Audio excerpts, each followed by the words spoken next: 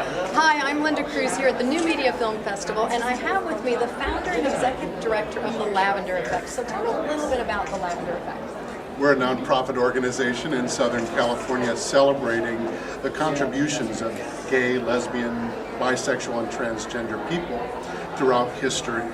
And we're telling that through a new media project, capturing these oral histories and putting them online and making them interactive so that you can search a word, a term, and learn about how you were affected by these great pioneers. Wow. So when will we be able to see that?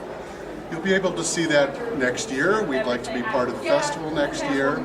This is inspired by Steven Spielberg's Shoah Foundation, which recorded 52,000 Holocaust survivor interviews.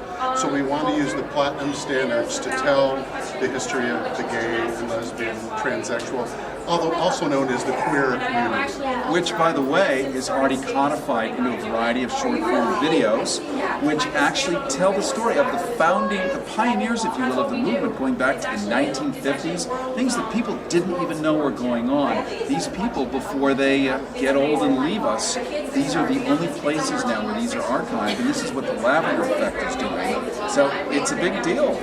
And we're actually bridging the gap from the pioneers to modern day society. So we're using smart technologies like social media, Instagram, Facebook to get the message out, to get the stories out of these LGBT pioneers who actually impacted us today, so people know the lineage of human society. Now, speaking of the Holocaust and the lineage of human society, tell me about this piece. Well, gay people in the Holocaust were also thrown in the concentration camps. These stories are told in great Holocaust museums, but often they're overlooked. So again, human sexuality was villainized by the Nazis, and we want to break open this story, change the conversation so that we no longer villainize human sexuality. It just so happens that the gay community was kind of representative of human sexuality. But if we all realize that we're here to contribute, to be a part of this wonderful world, we're going to create something better together. And you know what's interesting, Lisa, to your point? Magnus Hirschfeld, a name that many of us haven't heard of, in Berlin in the 1920s, was the founding father, really studying human sexuality. And this is way before Masters and Johnsons in the 1950s and 60s, as opposed to Johnson & Johnson, excuse me.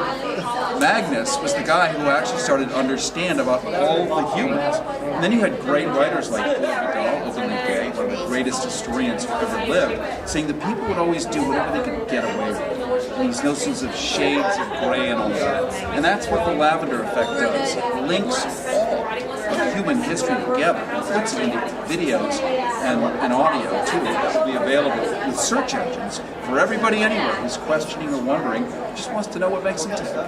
And in addition to what the Lavender Effect is doing, they're also creating events. So we're having interactive events now, because this is a grassroots movement. So we're hosting different events throughout Los Angeles, West Hollywood, so that people can come out and get to know what the Lavender Effect is about, so they can get involved.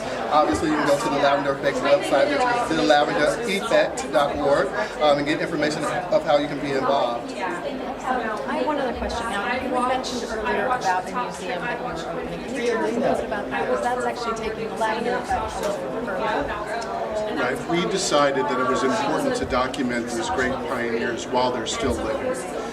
Ultimately, we want to put these in a state-of-the-art museum so that the 20-somethings of the future can understand why they have the freedoms they have today. We're losing the context of history very, very quickly, and never before have gay people had this level of visibility in the world. We don't want to forget the past. We may repeat it if we do. So we want to appreciate the people that came before us, that gave us the freedom to actually be on this red carpet. Notice how he's pointing at me. Talking about what we're talking about. This couldn't have happened 50 years ago. I wasn't alive 50 years ago. And the unique and exciting thing about the Lavender Effect that I think is profound is it actually unites all of us, because when we talk about LGBTQ cultural history, like that impacts every race, and every creed and every person. So we really want to convey a message that inspires people to embrace who they are and for us to unite as one people. Like you said, open the conversation. So the lavendereffect.org. Excellent. That's where you can find them. Thank you, gentlemen. Thank you for stopping by. Thank you. Thank you.